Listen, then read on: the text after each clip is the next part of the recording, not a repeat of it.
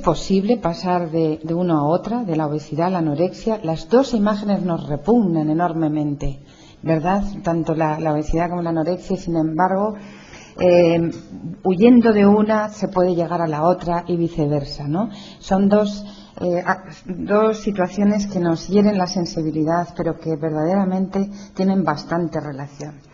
Voy a seguir un guión un poco.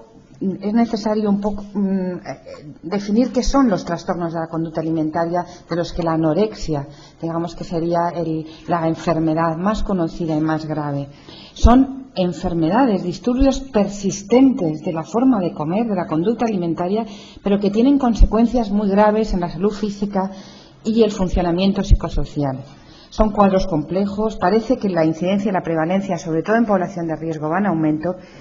Y sobre todo conllevan, no son cualquier banalidad, estoy un poco tal, no como, no, son enfermedades que conllevan un alto grado de sufrimiento, tanto en el que lo padece como en todo su entorno, y además requieren de un alto coste sanitario durante un tiempo muy elevado. Yo no he obtenido datos exactamente sobre lo que cuesta a la sanidad pública, que recuerdo que lo pagamos entre todos con nuestros impuestos, tratar una anorexia nerviosa, y espero que algún día alguna persona que padece esta enfermedad le pida cuentas a algunos publicitarios o algunas cadenas de moda, en el momento en el cual se ha desencadenado la enfermedad, que luego cuesta años y años y a veces queda cronificada de por vida.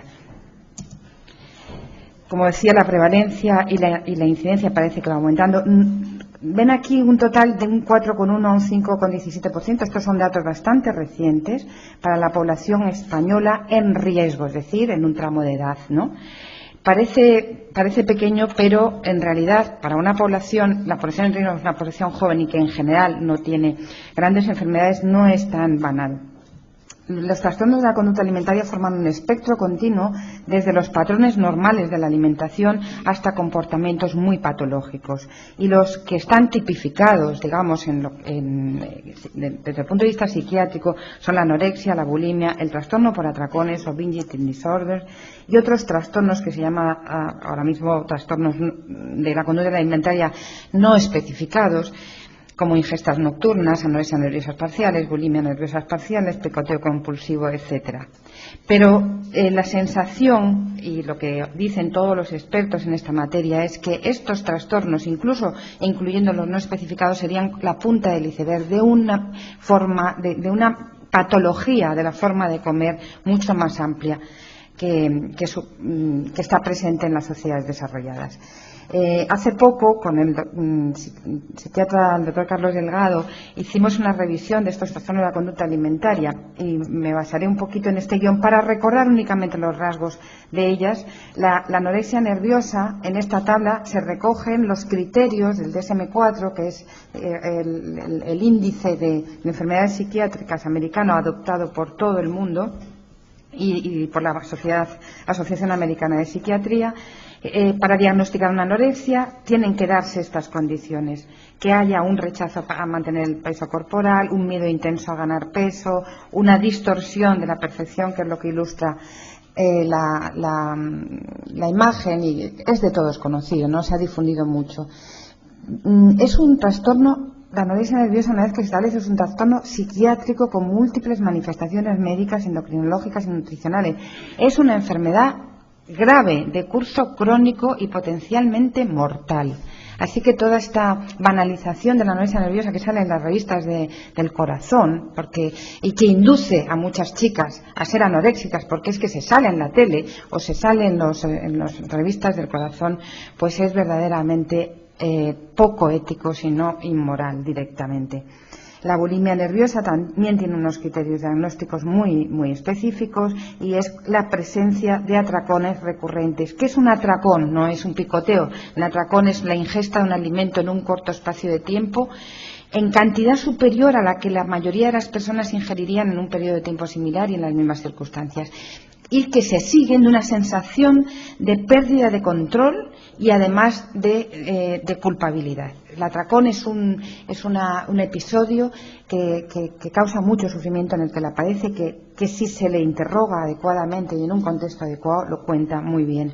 Seguido de conductas, los atracones se siguen de conductas compensatorias, generalmente el vómito, pero también pueden ser laxantes. El trastorno por atracones se parecería a la bulimia, pero sin conductas purgativas, de manera que son personas que sufren periodos de atracones y no tienen después, digamos, esa vía de salida. Por tanto, en la clínica se manifiestan siempre como personas obesas, cosa que la bulimia puede pasar mucho más desapercibida. Pero de nuevo son enfermedades de mucho sufrimiento. Se habla mucho últimamente de la ortorexia como si un nuevo trastorno de la conducta alimentaria, y es que la ortorexia tiene algunas similitudes con la anorexia nerviosa, porque se da generalmente en mujeres con rasgos obsesivo-compulsivas que comparten con las anoréxicas una cierta perfeccionismo, rigidez, y que a través de la alimentación buscan esa perfección entre las que está un cuerpo perfecto, ¿no? La ortorexia en sí misma, el buscar una mayor salud a través de los alimentos, no es malo, pero cuando ya pasa ciertos lindeles y la comida se convierte en un rito y a veces tan extremo que afecta a la vida social y produce aislamiento, pues ya realmente sí que se debe considerar una enfermedad y acabará siendo seguramente un trastorno bien definido. Por otro lado tenemos la obesidad, y esto es mucho más conocido. Obesidad es una enfermedad que se define por un acúmulo excesivo de grasa. Más que una enfermedad, sería un síndrome metabólico muy complejo y en los que la genética desde luego cumple un papel, pero el ambiente es el que está permitiendo que se desarrolle.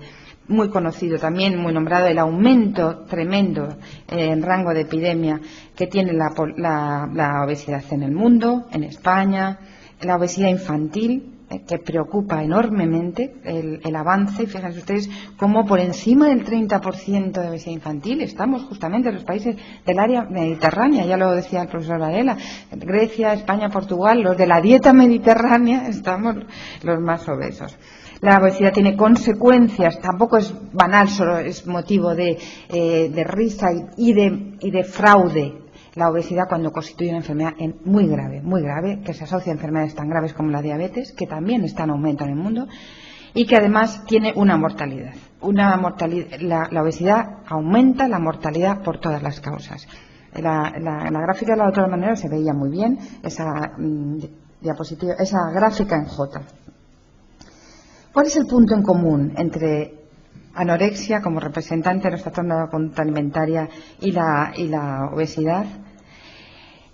Y esto son todo reflexiones que quieren inducir reflexión y comentario el malestar psicológico que vivimos puede producir, no siempre, produce una relación anómala con la alimentación. Y esta relación anómala lo ha presentado al inicio muy bien la doctora Monedero, ese papel no nutricional que cumplen los alimentos.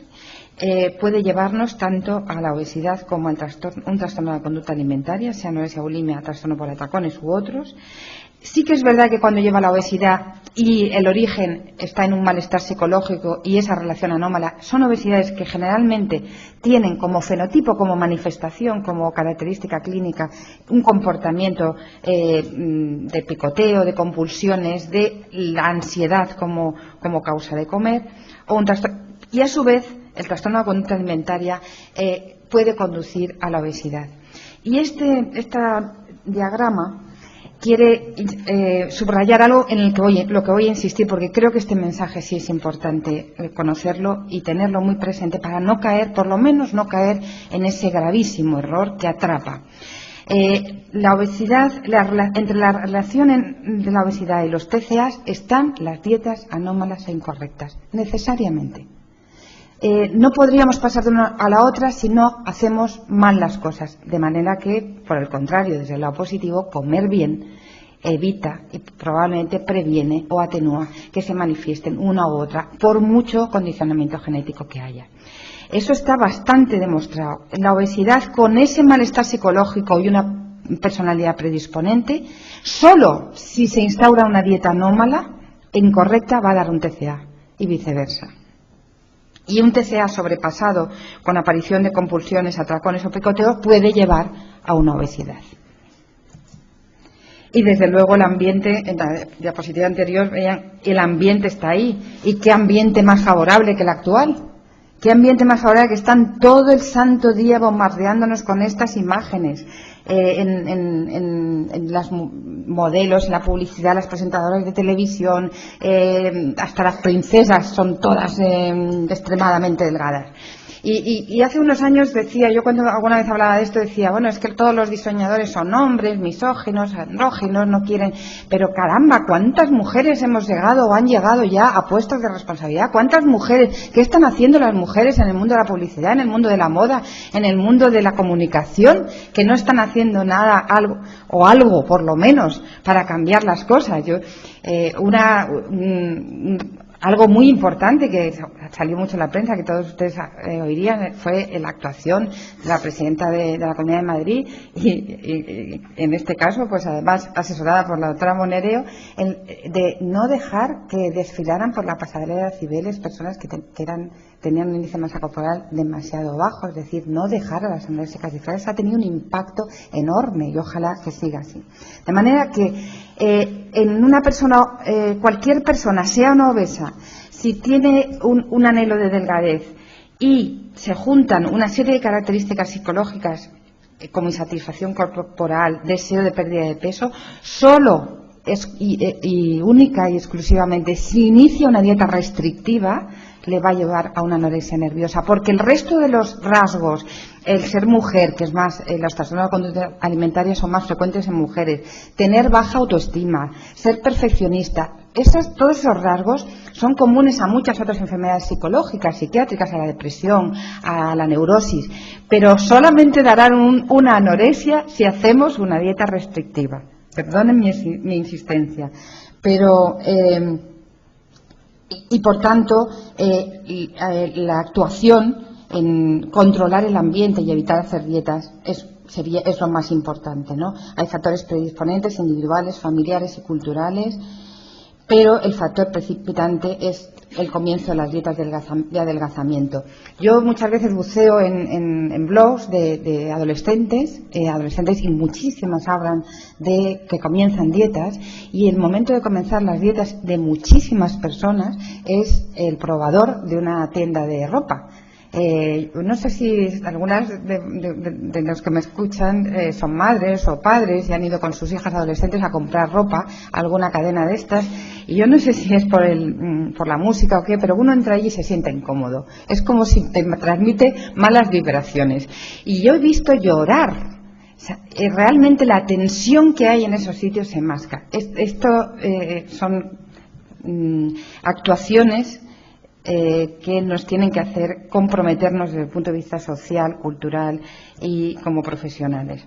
Pero volvamos a ese factor necesario para desarrollar un trastorno de la conducta alimentaria cuando se es obeso o no obeso, se tiene sobrepeso y se quiere adelgazar y se puede caer en la anorexia nerviosa. Es una dieta anómala.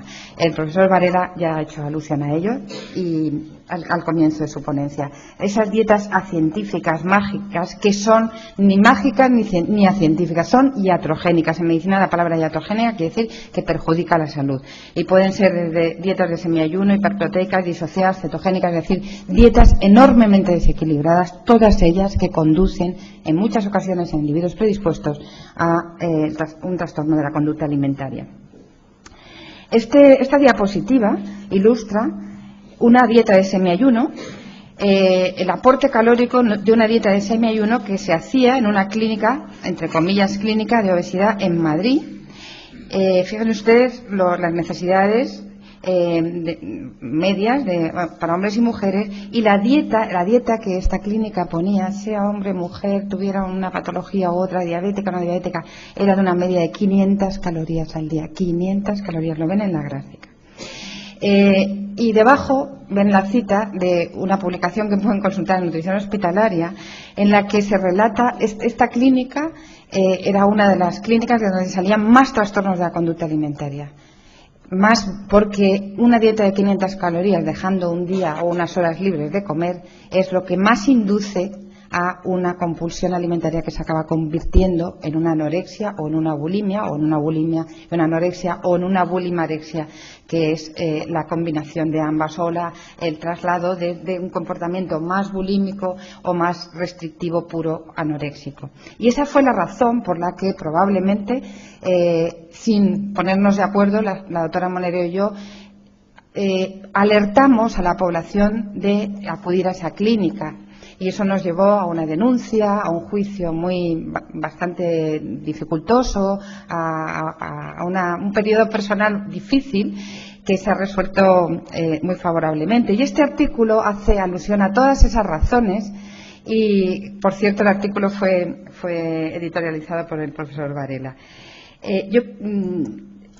Fíjense ustedes qué barbaridad hacer una dieta de 500 calorías en las que la ingesta de calcio, la columna morada era esta dieta, la ingesta de calcio, de yodo, de magnesio, de hierro, de zinc, de flúor y de ácido fólico, había muchas mujeres, era menos del 10% en muchos casos de lo necesario para vivir. Bien, el ambiente actual, la delgadez como obsesión. Esta figura es equivalente a éxito y salud, y en cuanto se alcanza un gramo más, ya la mujer no tiene derecho a la vida. Esto es lo que hoy día se nos transmite por todos los lados. Y fíjense que esta diapositiva me la ha prestado gentilmente la doctora Monero porque es interesantísima. Qué curioso, y que estos datos sostienen las afirmaciones primeras de mi ponencia. O sea, hay una interconexión enorme. La obsesión por adelgazar y la proliferación de métodos de adelgazamiento está discurriendo paralelamente al aumento de la obesidad, tanto en hombres como en mujeres. Esta obsesión por perder peso es tan grande que afecta, y además afecta a personas cada vez más jóvenes, y da igual que sean gordas que delgadas. O sea, el 60% en algunos países de la población está insatisfecha con su peso, y el 44% de las mujeres, por ejemplo, con índices de masa corporal medios de 20, es decir, absolutamente normopeso, hacen dietas de adelgazamiento. Y es que hacer dieta de adelgazamiento no es inocuo, porque cuando esta regulación, este balance, esta ecuación de energía ingerida menos energía gastada igual a energía almacenada, resulta que estamos mucho más preparados para almacenar que para gastar. Entonces, cuando disminuimos la ingesta, disminuimos mucho más el gasto. Por tanto, en el anhelo por adelgazar, al final nos podemos encontrar con el acúmulo de grasa. ¿Por qué? Porque se ponen en marcha 3 sistemas de autorregulación: una hiperfagia compensadora, alimentos densamente, y además la necesidad de comer, no solamente comer mucho, sino de comer cosas altamente densas, es decir, chocolate, helados, cosas, porque nos lo pide nuestro sistema nervioso central, porque hemos desencadenado un gatillo tremendamente poderoso de alarma para defendernos, para la supervivencia, porque aumenta la eficiencia energética reduciendo la termogénesis, y porque se produce un cambio en el regulador energético del músculo a la grasa. Esto, es muy complejo, y es que el cerebro recibe todo esto. Este cerebro que algunos chistes dicen que en el cerebro tenemos fundamentalmente esto, deportes y tal, pero sexo sobre todo, pues realmente tenemos algunas más cosas. Y las áreas que controlan el apetito y la saciedad, que están en el hipotálamo, no solo controlan el apetito y la saciedad, sino también el gasto energético y toda la compleja homeostasis energética, están en conexión con todas las áreas cerebrales, y sobre todo cuerpo calloso, tálamo, donde se entrelazan información, percepción sensible, percepción objetiva, etcétera, etcétera. Y la dieta restrictiva, el adelgazamiento masivo por ayuno, e incluso sin dieta y sin adelgazamiento, la propia obsesividad por el peso corporal, disminuyen los niveles de monoaminas como serotonina, dopamina, relacionadas con la depresión, alteran las sensaciones del gusto, provocan sensaciones de hambre incontrolable. Esto es me refiero a estas fases están sacadas de una reciente publicación en la que interviene el doctor Tremblay, en el Journal of Eating Disorder. Y es porque cuando ocurre una alerta, una obsesión o un ayuno, se ponen en marcha mecanismos hormonales, neurohormonales compensadores que finalmente, como demostró el experimento Minnesota realizado por el Dr. Kiss y reanalizado por Dulo en el año 97, acaban volviéndonos gordos. Y este es el famoso experimento de Minnesota, en el que personas que se ponen a adelgazar con unas dietas de semiayuno, o sea, dietas drásticas, restrictivas, que pierden la masa grasa, ven la curva un poco que hace que se reduce, fat mass, como a partir de semana 24, en el que se inicia la realimentación y después, primero controlada y después libre, como finalmente, si se dan cuenta, la grasa es el doble que al inicio del experimento. Es decir, si uno quiere ser gordo, que se ponga a dieta. Recuperación de peso, bueno, esto es en gráfica lo mismo que lo que muestra el experimento anterior, pero solamente refiriéndonos a la masa grasa. Como al final del experimento de Kiss, en el año 50, la masa grasa es el doble y la masa magra no ha aumentado paralelamente cuando se inicia la realimentación. También se producen cambios en la termogénesis relacionados con el cambio de peso, en los que intervienen la leptina, la norepinefrina y las hormonas tiroideas. De nuevo, reitero esta con otra cita de la American Journal of Clinical Nutrition en 2005, como la pérdida de peso es una pérdida de peso mixto, pero la ganancia de peso, la recuperación es sobre todo ganancia de grasa.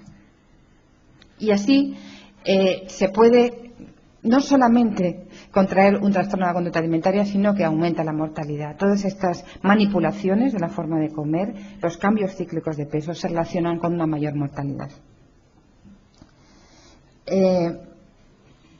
Esta historia es la de muchas personas que inician su andadura por las dietas con un sobrepeso o con ni siquiera un sobrepeso, un normopeso con deseo de adelgazamiento, y acaban de esta forma en picos siendo personas obesas tras muchos intentos.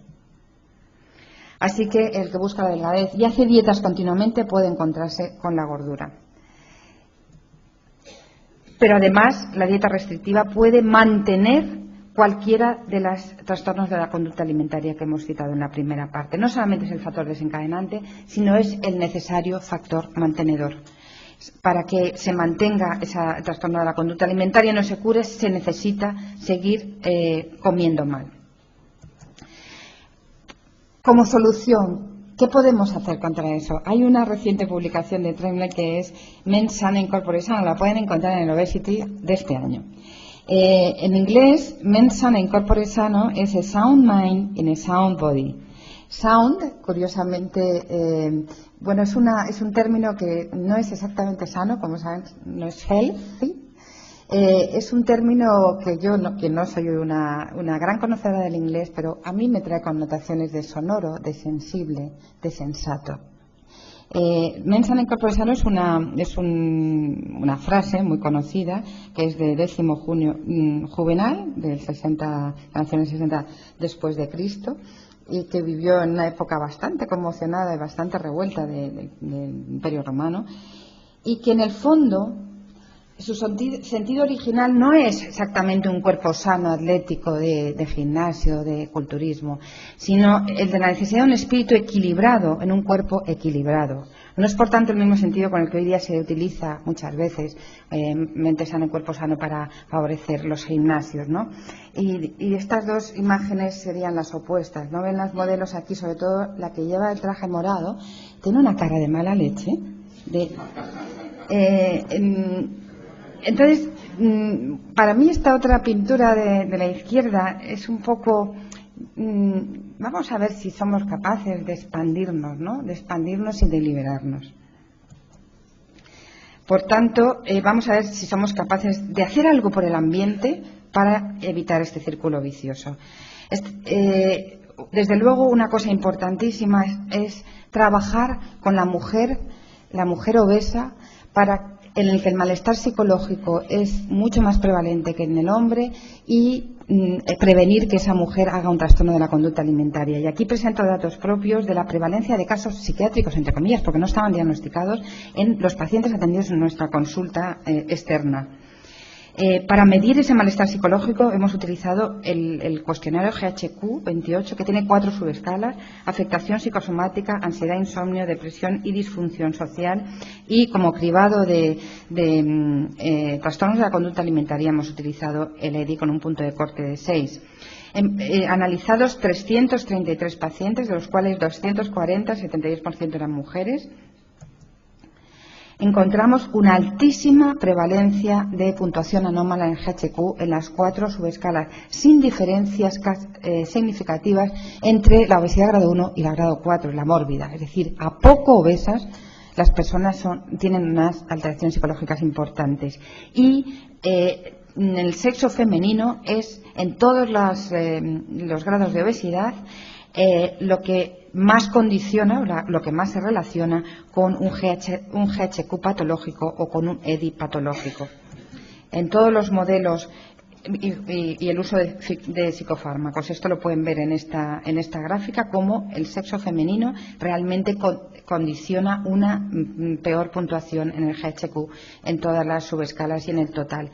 Y en los modelos predictivos, en el multivariante, la variable predictiva más importante era el sexo femenino, tanto de tener disfunción en alguna de las escalas del GHQ como tener un trastorno de la conducta alimentaria. Así que, para evitar el círculo vicioso, tenemos que actuar sobre el ambiente de manera multifactorial: actuación profesional, actuación política, actuación ambiental y, si es posible, rediseño o ayuda a que rediseñe la gente que todavía es joven, es muy joven, un recorrido personal de un tránsito por la vida que se parezca más a un viaje a Ítaca, al viaje a Ítaca, que otro tipo de tránsito entre el masoquismo y el narcisismo, como puede ser lo que está detrás de esta malestar social, ¿no? Hay muchas medidas de ámbito social y política que se están tomando. Solamente hacer mención a 2 conocidas por todos ustedes seguramente, a partir de un llamamiento urgente que hace la OMS a la acción, y decirle: pasemos de las palabras a los hechos, ya está bien, no hagamos más conferencias diciendo la prevalencia de la obesidad y de los trastornos de la conducta alimentaria. Tenemos que actuar, se acabó. Y entonces, los gobiernos empiezan a hacer algo. En España, la estrategia NAOS es el resultado de ese compromiso político de la Administración para promover una educación nutricional, sensibilizar a la población, estimular la práctica de una actividad física, de una alimentación saludable que prevenga tanto la obesidad como desaconseje y prevenga las dietas restrictivas, aunque exista obesidad, para prevenir los trastornos de la conducta alimentaria. Y esto lo dice expresamente la estrategia NAOS en su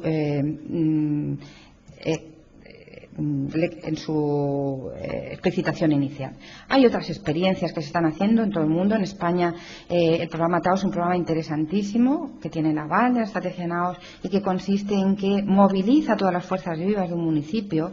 En España hay bastantes ciudades que se han incorporado a este programa TAO para que tanto desde el punto de vista cultural, como gastronómico, como médico sanitario, como cultural, como farmacológico, se haga una actuación que prevenga los trastornos de la conducta alimentaria y la obesidad.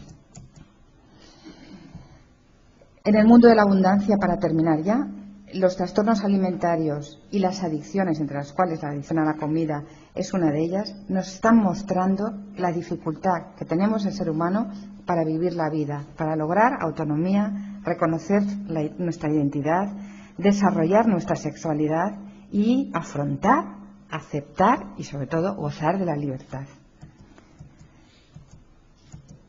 Esta es la foto con la que quiero acabar, porque esta foto, aunque no parezca muy impactante como estas de las anoréxicas, esta está tomada por Andrea. Andrea es una fotógrafa muy joven que es sobrina de una diseñadora enormemente conocida de fama mundial y que ha hecho esta foto el mes pasado y me la han mandado.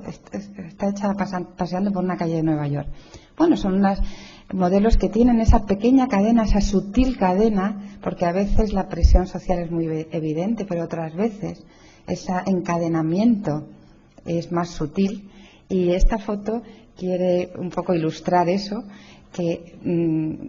para que realmente seamos capaces de reconocer y actuar sobre las presiones brutales, pero también sobre las sutiles que están impidiéndonos lo que anteriormente decía.